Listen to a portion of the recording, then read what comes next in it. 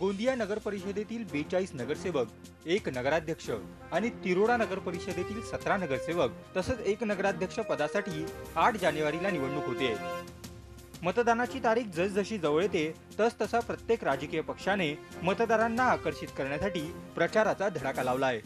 राष्ट्रवादी काँग्रेस पक्षाकडून ही निवडणूक प्रफुल्ल पटेल यांच्यासाठी प्रतिष्ठेची आहे। गोंदिया आणि तिरोड्यात राष्ट्रवादीचे उमेदवार आणि नगराध्यक्ष यांना निवडून देण्याचं आवाहन पटेल यांनी मतदारांना केले।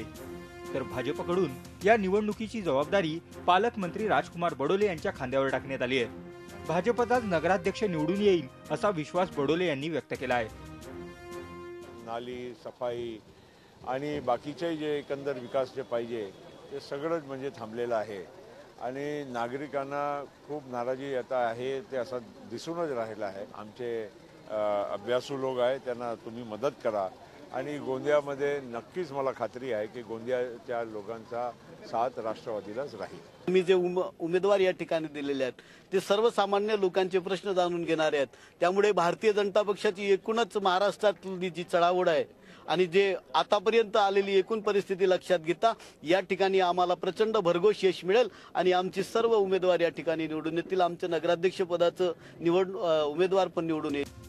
यंदा पहिल्यांदाच या दोन्ही ठिकाणच्या निवडणुकीत सर्व प्रमुख पक्ष स्वबळावर निवडणूक लढतायत।